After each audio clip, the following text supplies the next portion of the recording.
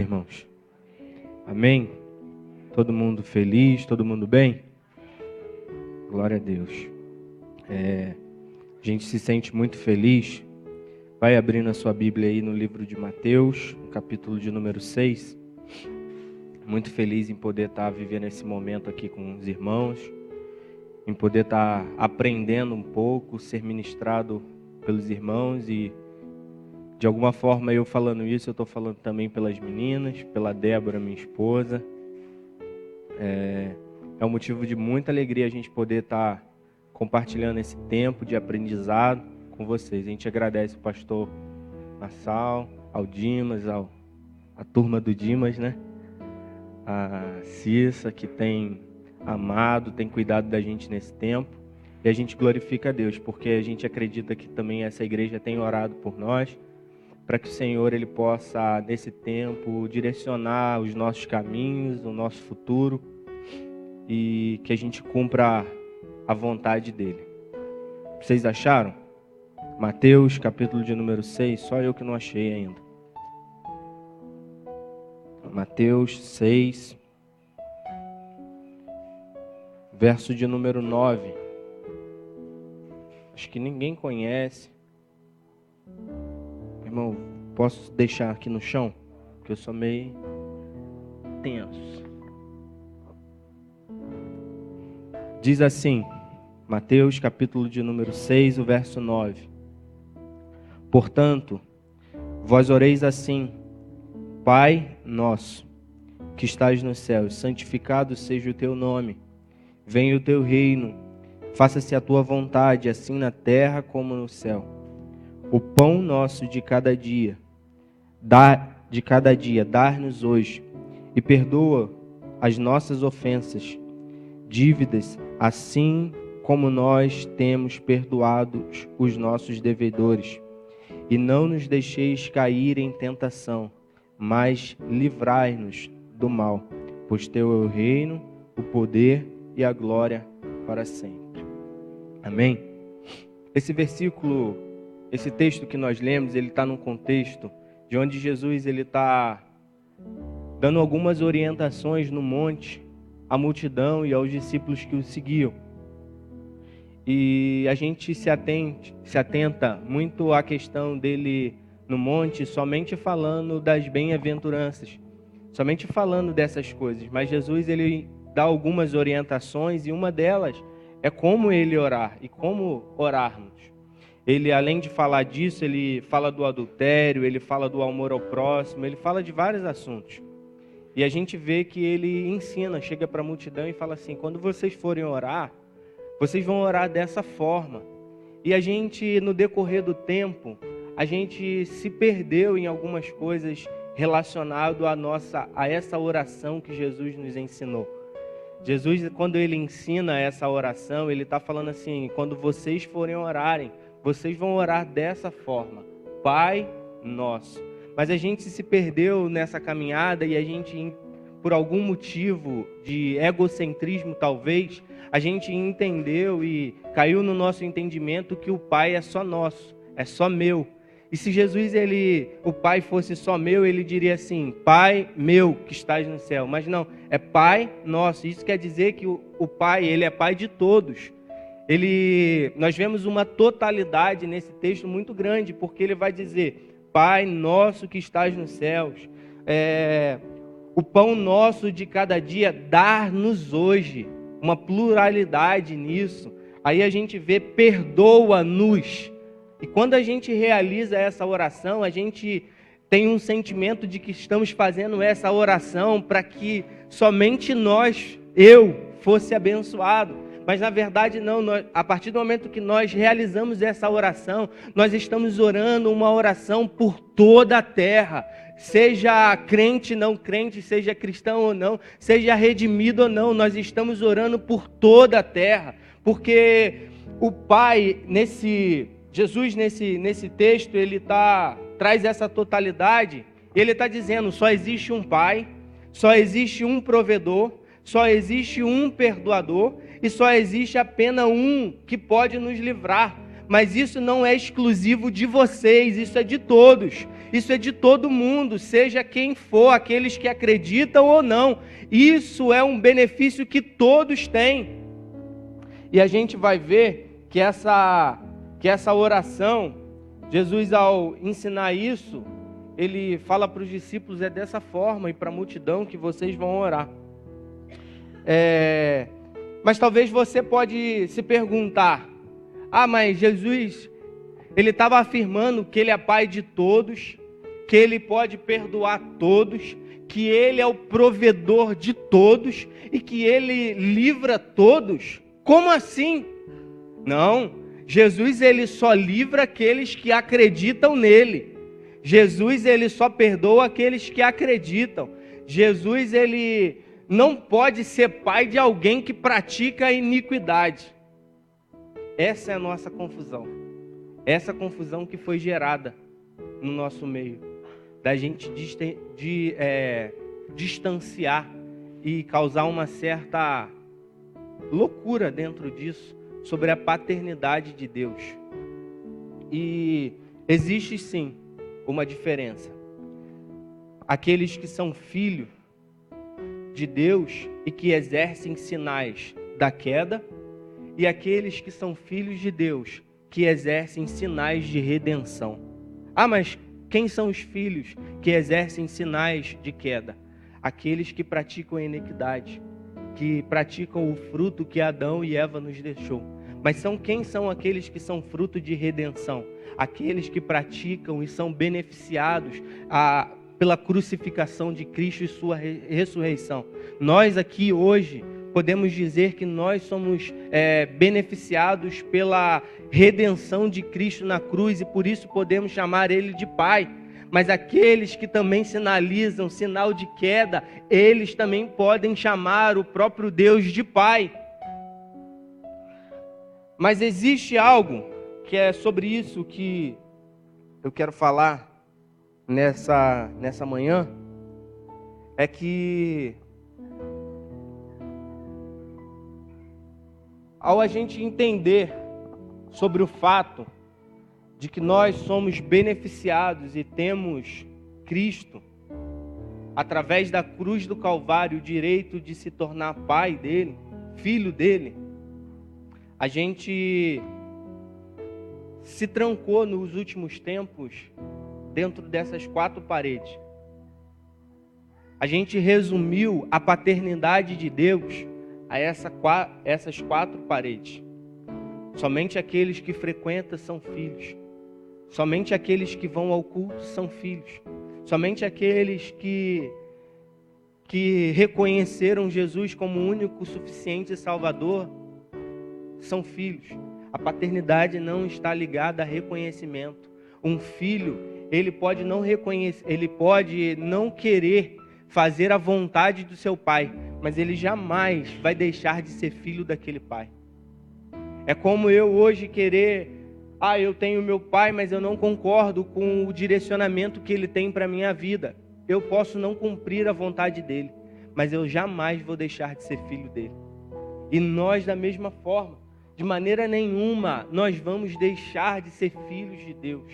Em todo tempo, a única coisa que vai nos diferenciar são esses sinais que nós vamos, no decorrer da caminhada, sinalizar para todo mundo.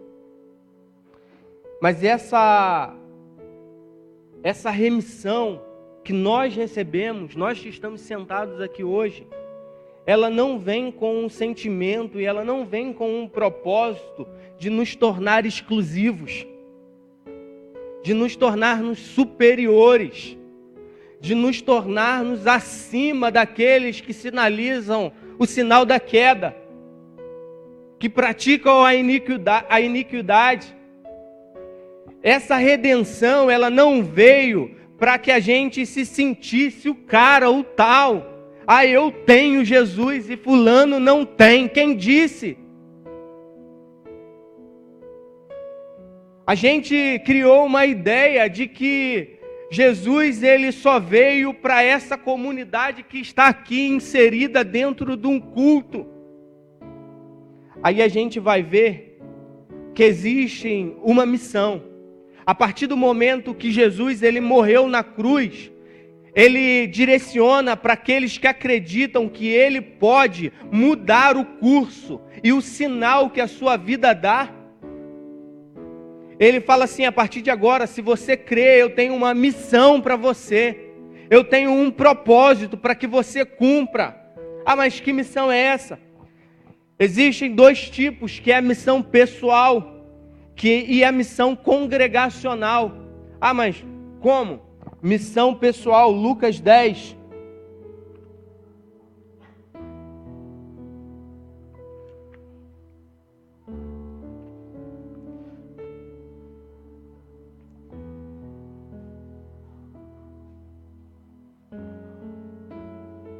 Meu Deus, estou lá em Atos. Lucas 10, verso 3. Verso do 1. Depois disso, o Senhor designou outros 70 e os enviou 2 em 2 para que procedessem em cada cidade e lugar onde ele estava para ir. E ele lhes fez a seguinte advertência: a seara é grande, mas poucos são os trabalhadores. Rogai, pois, ao Senhor da seara e que mande trabalhadores para a sua seara. 3. Ide. Eis que vos envio como cordeiros para o meio de lobos. Quem são os cordeiros? Aqueles que entenderam o plano de redenção de Cristo para o mundo. Quem são os lobos? Aqueles que não entenderam o plano de redenção. Mas os cordeiros não são superiores aos lobos. E nem os lobos são superiores ao cordeiro. Não, são todos filhos de um mesmo Pai.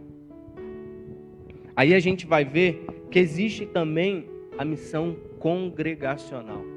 Ah, o que é a missão congregacional? É a união de propósitos. É onde se reúne. É isso aqui que a gente está vendo. O motivo de nós nos reunirmos aqui é adorarmos ao nome do Senhor Jesus Cristo. 2, termos comunhão uns com os outros.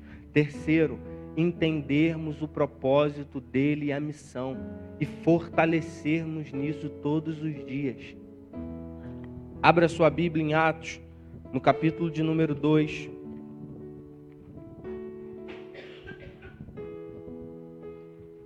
E a gente vai começar a falar alguma coisa agora. Até agora foi só para a gente entender uma totalidade. A gente desconstruir a ideia de que o plano de Deus é só pra gente. A gente desconstruir a ideia de que Deus só perdoa os nossos pecados. Para a gente desconstruir a ideia de que Deus ele só abençoa a gente que está aqui. Desconstruir a ideia que Deus só perdoa os nossos pecados, que Ele só nos livra e de que Ele só tem a provisão para a gente. Atos, no capítulo 2, o verso 38, a gente vai ver algumas atitudes hoje como congregação, como comunidade, daquilo que Jesus, Ele deseja que a gente cumpra. Verso de número 38, diz assim: respondeu-lhes Pedro: arrependei-vos e cada um de vós seja batizado em nome de Jesus Cristo para a remissão dos vossos pecados e recebereis o dom do Espírito. Jesus ele não morreu para que a gente sentasse nessa cadeira, para que a gente tivesse uma igreja. Jesus ele morreu para que os nossos pecados fossem redimidos. Mas só os nossos? Não, de todos. E essa remissão, quando nós entendemos, ele vem e fala assim: a partir de agora, Dimas, que você entendeu que você precisa de mim, que você precisa ser redimido todos os dias, eu vou colocar aqui para você uma missão. Pega a sua Bíblia, pega a Cissa e sai por esse mundo pregando. A nossa ideia como igreja é entender de que a todo momento nós precisamos pregar a palavra. A palavra precisa ser pregada. A palavra precisa ser falada. Como ouvirão se não há quem pregue? A todo momento nós precisamos pregar a palavra.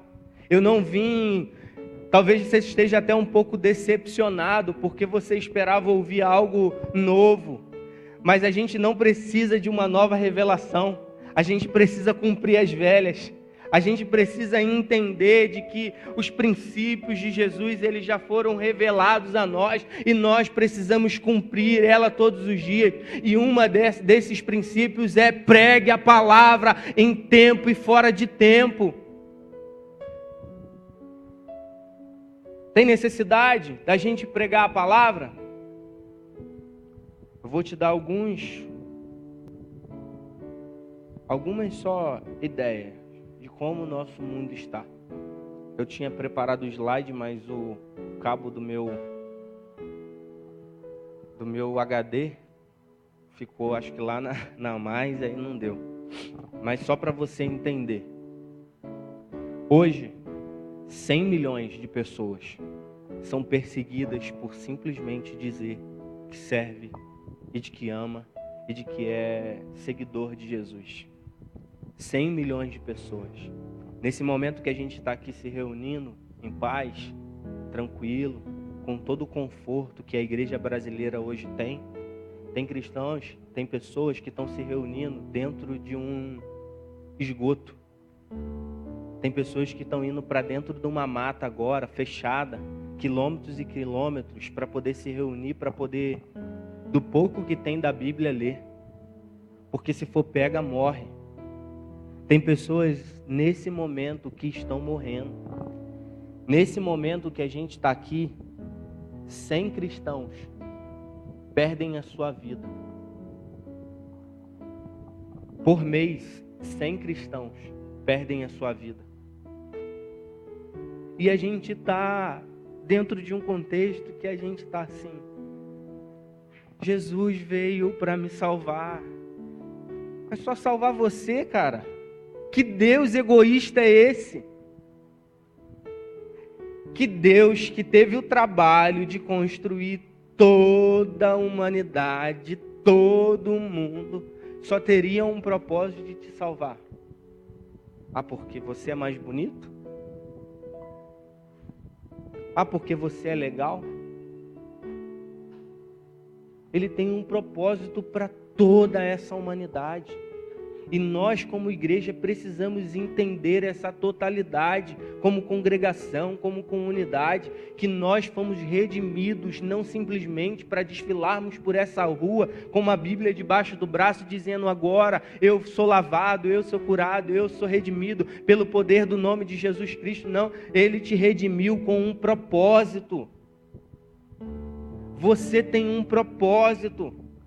E o propósito de Deus para a sua vida não é frequentar a igreja de domingo a domingo.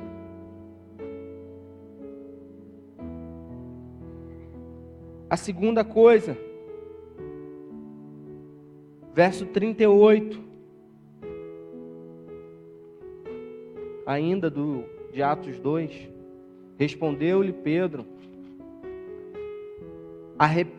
arrependei-vos e cada um de vós seja batizado em nome de Jesus Cristo para a remissão dos vossos pecados. Pois para vós outros é a promessa, para vossos filhos e para todos que ainda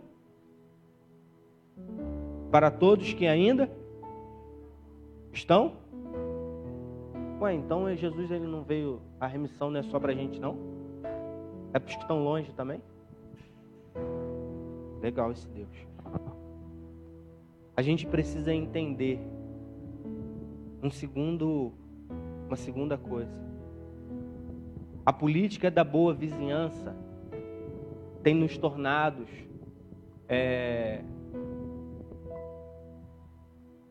como é que eu posso dizer?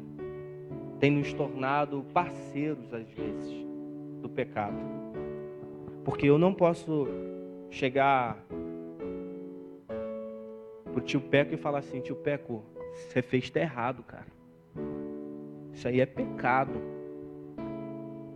Eu não posso chegar talvez pro pastor, não tô falando que apontar dedo na cara não, mas é chegar: pastor, acho que isso tá errado. Meu irmão, isso tá errado. A gente não está se confrontando em nossos pecados. Mas existe uma linha que nós devemos seguir.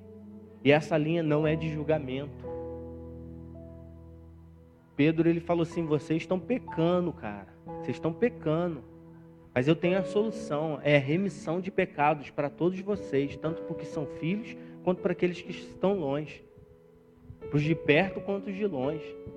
A gente precisa a todo momento dizer assim: olha, isso está errado. Olha, isso não está certo. Mas não é julgar.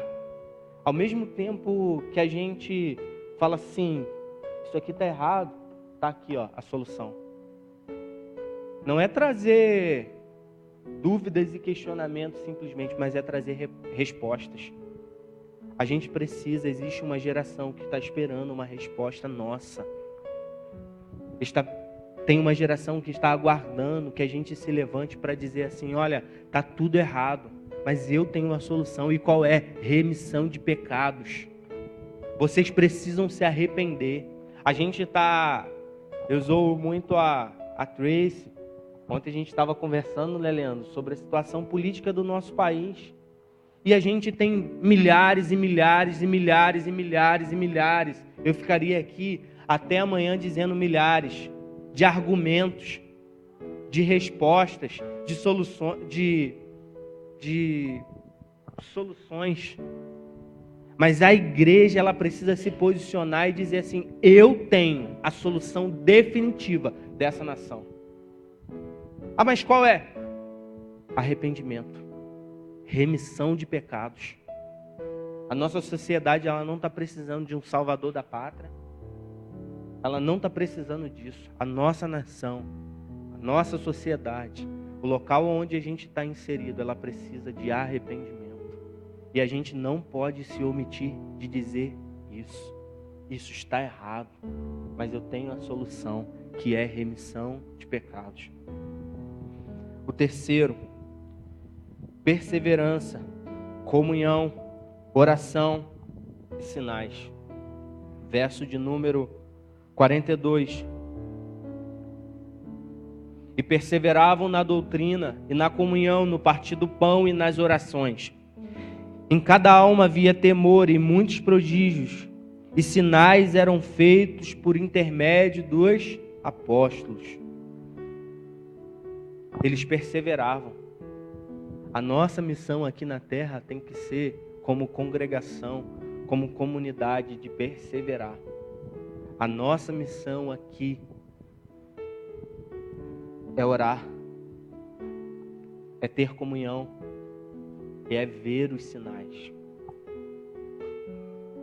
Eu coloquei aqui que a perseverança, ela traz comunhão. A comunhão traz a oração. E a oração traz os sinais. Será que você tem visto os sinais de Deus sendo manifestos nessa nossa sociedade? Quais são os sinais que nós temos visto? Sinais de queda ou sinal de redenção?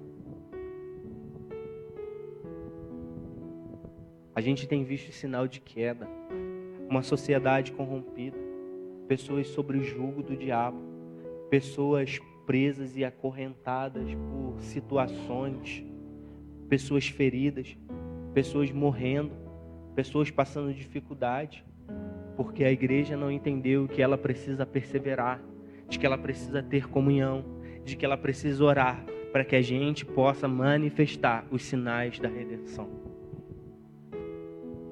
Quarto, doação, verso 45.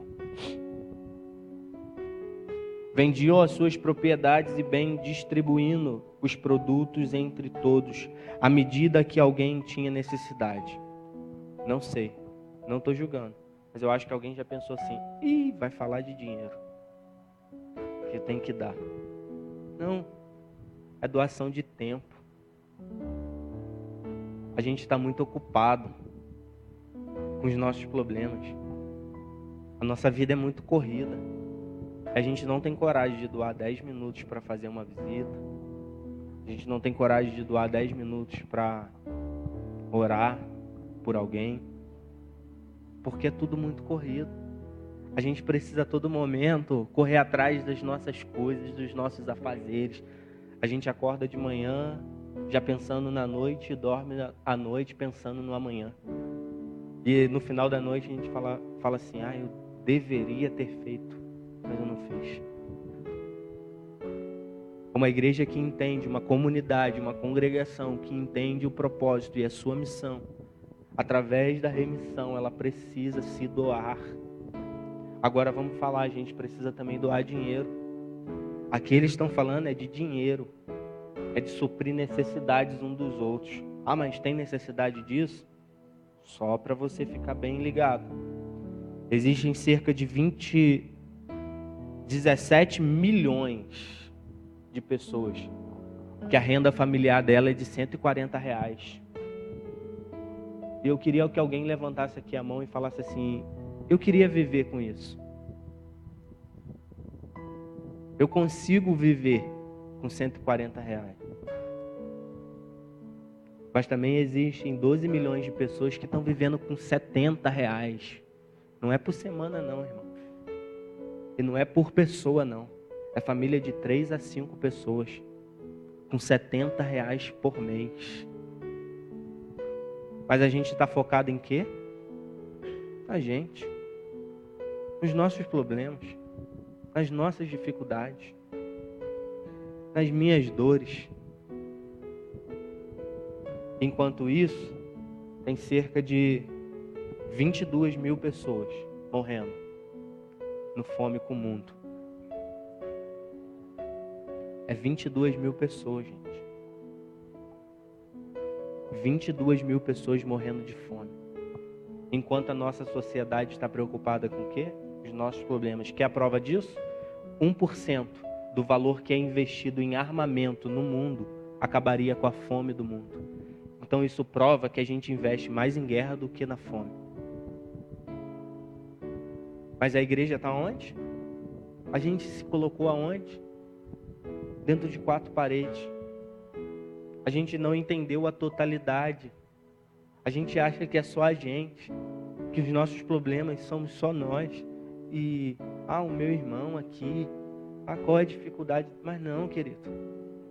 Existe um mundo perecendo.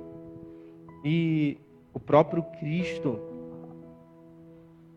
Ele morreu não foi por mim, não foi por você, não foi por Colombo, não. A Bíblia fala que, João 3,16, porque Deus amou... Quem? Foi Colombo, não?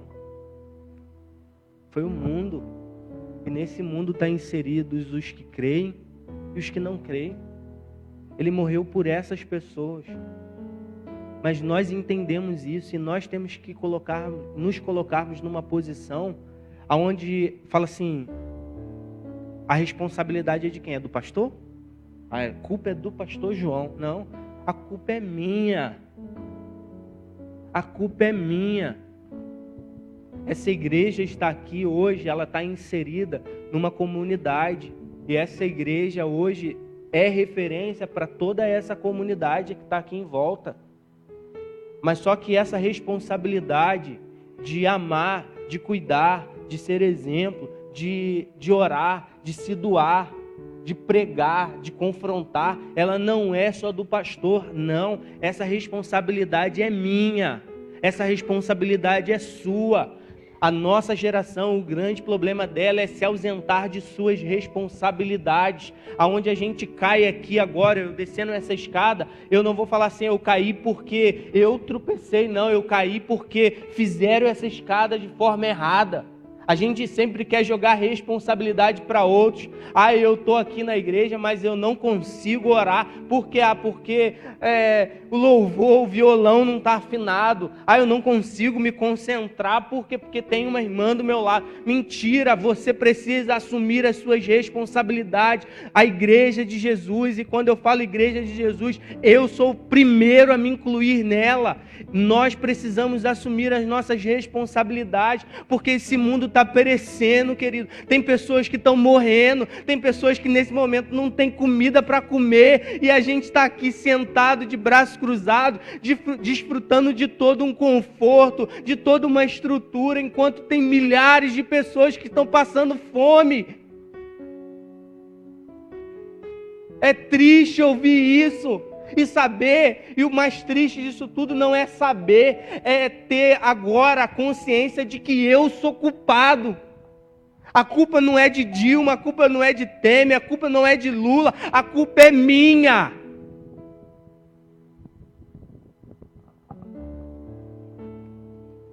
Versículo de número 46.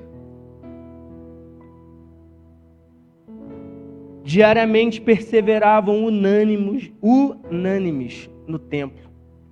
Partiam o pão de casa em casa e tomavam suas refeições com alegria e singeleza de coração. Sabe por que a gente não está entendendo ainda? Que a gente tem um propósito, que a gente tem uma missão. Porque está cada um para um lado. Ninguém caminha mais na mesma direção. A gente é cheio de vontade. A gente é cheio de desejo. A gente é cheio de não me toque. Não sei se vocês entendam isso, né? Porque isso aqui é mais lá do Rio de Janeiro.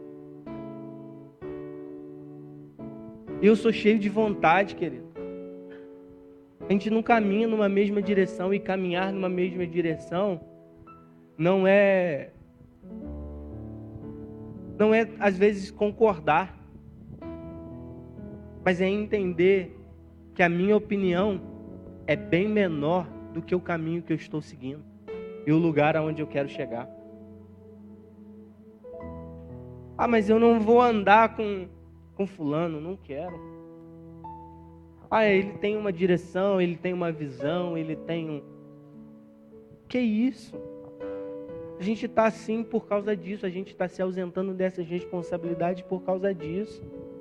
E o mundo está desse jeito. E o mundo está desse jeito.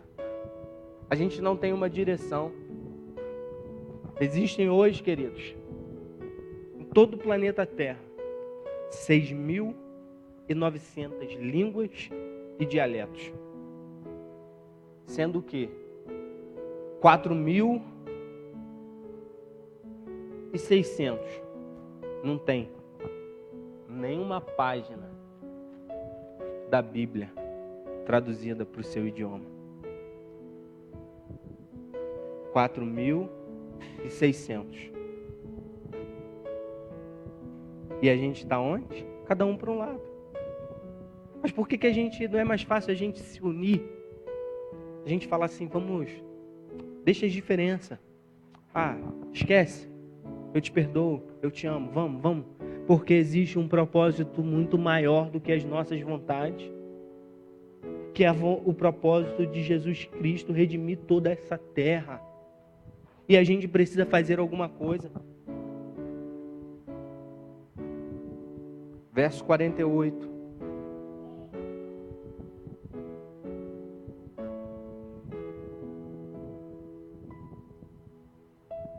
Verso 47.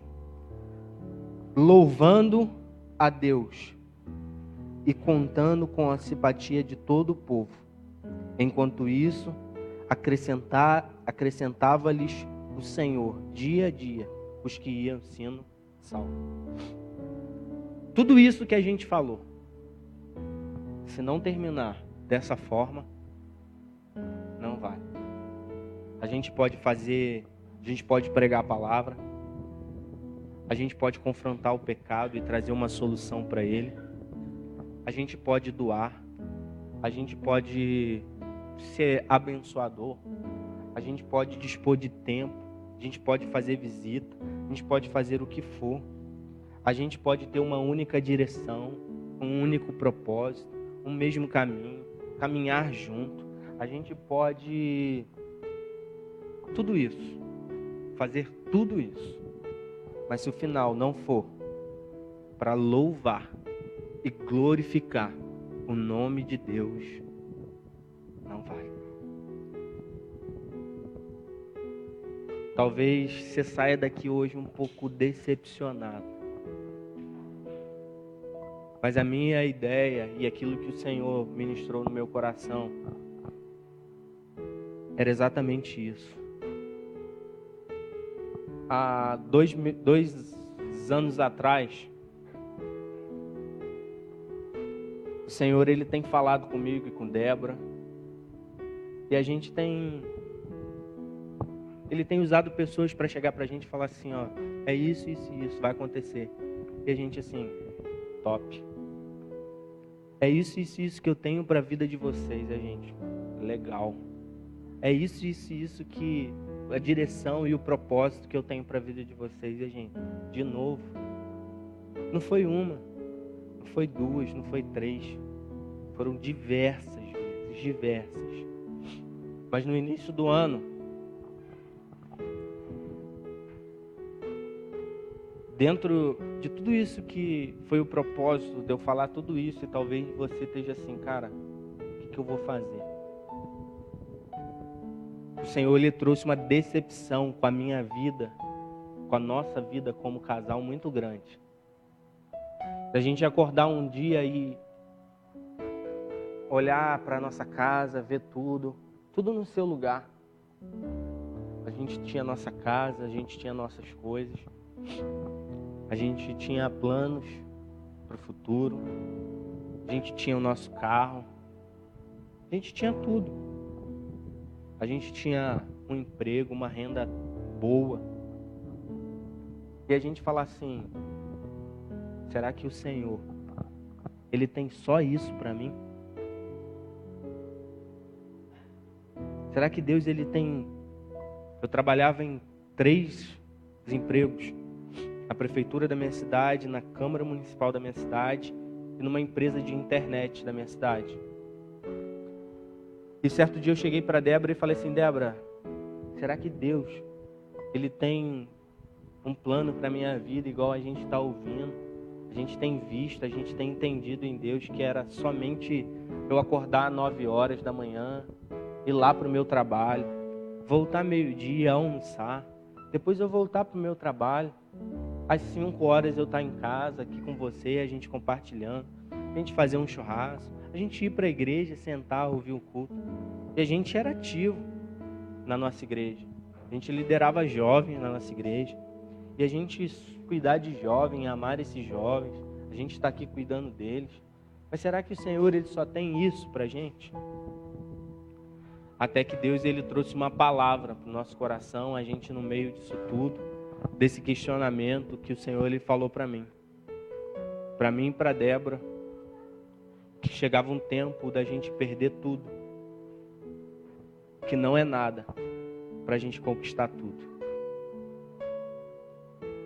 Quando a gente entendeu isso, querido, não durou 3 meses, a gente entendeu o propósito que era para a gente vir aqui para mais, para a gente estar aprendendo. E a gente entrou num questionamento, e agora? E o que a gente tem? Que é o que a gente sempre questiona.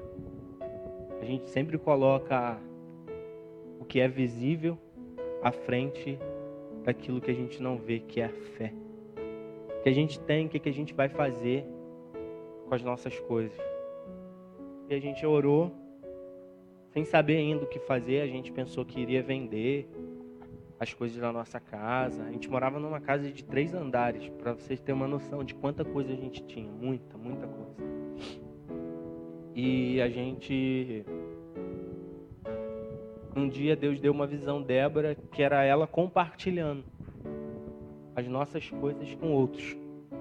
E a gente entendeu que não era para a gente vender nada. Era para a gente dar todas as nossas coisas. É a gente perder tudo, que não é nada, para conquistar tudo, que é Deus, que é um propósito de Deus, que é o plano de Deus. E foi muito legal, porque aonde a gente chegava para entregar a geladeira, naquela casa não tinha uma geladeira. Aonde a gente chegava para entregar o sofá, naquela casa não tinha sofá. Aonde a gente chegava para entregar a televisão, lá não tinha. E foi assim, a gente mora numa cidade muito pequena, tem 12 mil habitantes. todo mundo dessa cidade ficou sabendo disso. Chegavam pessoas pra gente da nossa igreja.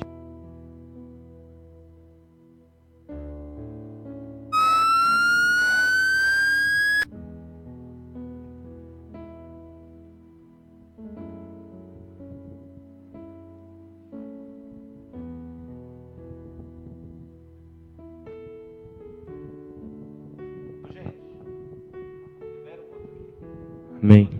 Glória a Deus. Sangue de Jesus tem poder. E a gente chegando a todo momento, perguntando e tal. Mas uma das coisas que a gente, no decorrer disso tudo, eu quero que no final disso que eu estou contando para vocês, vocês lembrem dessa história, mas esqueçam de quem é. Ok? Amém? E a gente no meio dessa correria, aí o carro, o que a gente vai fazer? A gente precisa, porque a gente vem para cá, a gente tem despesa. E a gente chegou ao ponto, e o emprego, o que a gente vai fazer? Entreguei os 3 empregos, vendi o carro pelo valor que era a escola, o valor que a gente teria que pagar aqui. Ficaria sobrando ainda 10 mil reais, a gente ofertou os 10 mil reais na pessoa que comprou o carro. Porque a gente entendeu que, por ela entender, a pessoa que comprou o nosso carro, ela não precisava de jeito nenhum comprar, porque ela tinha 4 carros. Então a gente entendeu que ela estava não comprando o nosso carro, mas ela estava semeando na nossa vida. De alguma forma a gente também precisava semear na vida dela. E a gente saiu disso. Por que eu estou contando isso para você? Porque eu quero, nessa manhã, que você saia aqui um pouco decepcionado com a sua vida. Com a vida que você está levando. Com o decorrer das coisas. Saia um pouco inconformado. Será que Deus ele só tem isso? O mundo está desse jeito aqui. Isso aqui não é nem um pingo do que eu ia mostrar aqui, alguns slides, para que você pudesse entender como que a gente entender que existe todo mundo que está dependendo de nós. Então você precisa sair daqui hoje falando assim: Senhor, será que é isso mesmo? Será que é esse o caminho mesmo? Estou falando aqui para você largar seu emprego, não estou falando nada disso. Mas é de você sair daqui um pouco inconformado com o decorrer das coisas. Será que você está cumprindo o propósito de ser uma igreja? De ser relevante? Essa igreja aqui, gente, tem um projeto, a gente chorou conversando sobre o propósito da vinda dessa igreja para essa comunidade.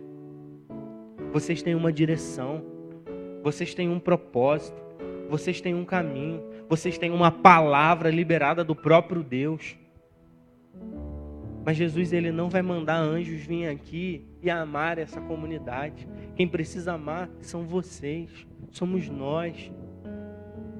Você precisa entender de que mais um emprego legal, mais do que um carro do ano, mais que uma casa top, o Senhor, ele deseja te usar como instrumento vivo e poderoso para amar pessoas, para fazer com que aqueles que manifestam sinais de queda experimente e passem a viver os sinais da redenção, que foi por isso que ele morreu. É difícil a gente às vezes descer. E no meio disso tudo, dessa doideira aí da nossa vida, você pode se perguntar assim: mas vocês saíram daqui, vocês têm para onde ir e tal. A gente não sabe, a gente sabe que até dezembro a gente vai ficar lá na Mais, mas a partir do dia 1º de dezembro, que a gente encerra a escola, a gente tem o quê? Uma palavra, uma ordem, uma missão. Que essa missão não se dá em uma escola, essa missão ela não se dá em frequentando uma igreja, essa missão se dá aqui, através do entendimento, de compreender: eu tenho uma missão, eu tenho um propósito. O meu propósito é amar pessoas. Tem uma palavra que eu vou ter que abrir aqui de novo para poder você gravar e te falar, que é alelon. Alelon. Essa palavra significa uns aos outros. Esse é o propósito de Deus para a sua vida. Esse é o plano de Deus para nós. Que a gente ame e cuide, e persevere, e ore, e vá atrás, e tenha comunhão, tenha relacionamento, que confronte o pecado, mas que traga a solução uns aos outros. E não é só aqui, é por todo mundo. Pode colocar a igreja de pé, pastor? Eu quero orar por você. Eu quero orar pela sua vida, porque eu creio que de alguma forma você vai sair daqui hoje um pouco decepcionado com a vida, com a sua vida, com o decorrer das coisas. A minha oração é essa, doideira para mim me decepcionar. É porque tem um propósito muito maior para você, que talvez as circunstâncias, aquilo que está te rodeando, está te impedindo de ver. E a minha oração é para que tudo aquilo que está impedindo você de ver o propósito e o plano de Deus para você, suma da sua vida. As distrações tá aí a todo momento, gente. E às vezes a gente esquece. Mas vamos orar. Vamos orar ao Senhor, pedindo ao Senhor para que a gente entenda, para que a gente tenha consciência todos os dias de que tem um povo que está aqui no